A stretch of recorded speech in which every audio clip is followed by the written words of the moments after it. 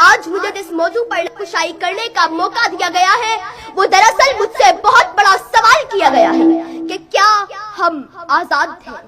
جناب اعلیٰ، اس سوال کا جواب لکھنے کے لیے جب میں نے قلم اٹھایا تو میری نگاہوں کے سامنے حق کی بات کرنے پر موت کا تحفہ حاصل کرنے والے صحافی عزیز میمون کی لاش آئی تو پھر میرے دل میں خیال آیا کہ ایسا ایک واقعہ تو ہر ملک، ہر وطن، ہر دیش، ہر مٹی، ہر جگہ ہو جاتا ہے، لیکن پھر میرے خیالوں میں بچوں کے سامنے سڑک پر جاتی کا نشانہ بننے والی ماں آئی جس نے میرے قلم کو یہ لکھنے پر مجبور کر ہی دیا کہ ہم آزاد نہیں، ہم اس کے قیدی ہیں۔ کہ اتنے میں اس بات نے میرے دل کو تسلی دی کہ دیکھو، آزاد ملک میں بیٹھ کر ناشکری جیسے الفاظ مت لکھنا۔ ابھی اس بات نے میرے دل کو بہلایا ہی تھا کہ ATM مشین کے کیمرہ سے منہ چلانے والی ویڈیو میرے زمین کو جھنجھانے لگی کہ لکھ تو حق لکھ۔ یہ صلاح الدین اپنی پوری قوم سے منہ چڑھا کر کہہ رہا ہے کہ جان کی امان پاؤں، ایک بات کہوں، جہاں ذہنی توازن ٹھیک نہ ہونے والے شخص کو بھی بے دردی سے مارا جائے وہاں کوئی آزاد نہیں۔ آج میں مارا گیا ہوں، کل کوئی اور مارا جائے گا۔ انصاف کا سوچنا ہی نہیں، بس مذمت سے کام چلایا جائے گا، بس مذمت سے کام چلایا جائے گا۔ جناب اعلیٰ،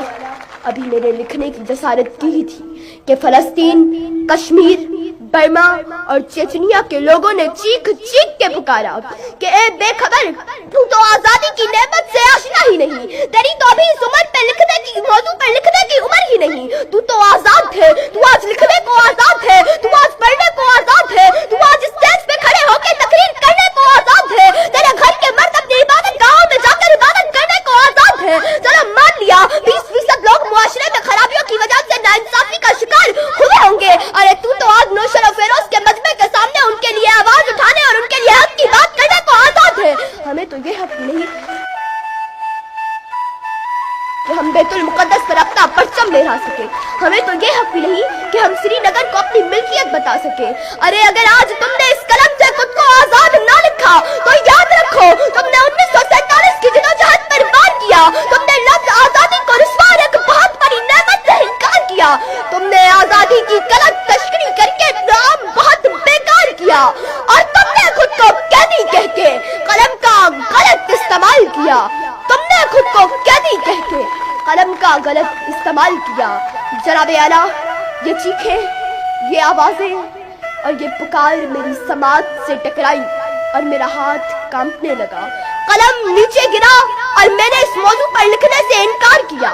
اور بلاخر میں اس نتیجے تک پہنچی کہ میں اس ایوان میں بیٹھے ہر ایک شخص کو دونوں پہلو بتا کر فیصلہ آپ لوگوں پر چھوڑا جائے کہ کیا ہم آزاد ہیں۔ لیکن فیصلہ کرنے سے پہلے یاد رکھیے کہ ہم ابن رشدی ہی نہیں، ہم جابر بھی، ہم قطی بھی، ہم ابن خلدون طبری بھی، ہم ابن سینا، ابن الہیثم، البیرونی طوسی بھی، ہم شاعری میں شیرازی ہیں، ہم نغمہ گری میں فردوسی ہیں، ہم خیال نیشا پوری کے، ہم رومی کی مثنوی ہیں، ہم سوز بنے تو بلے شاہ، ہم ساز بنے تو وارث شاہ، ہم عقل بنے، ہم شاہ لطیف بنے، اور ہم وقت بنے، ہم رقص بنے، ہم سچل سرمست بنے، جب جنگ ہوئی تو دھولا دریا خان بنے، جبکہ امن ہوا تو اکبر کے نورتن بنے۔ آپ کی سماعتوں کا بہت شکریہ۔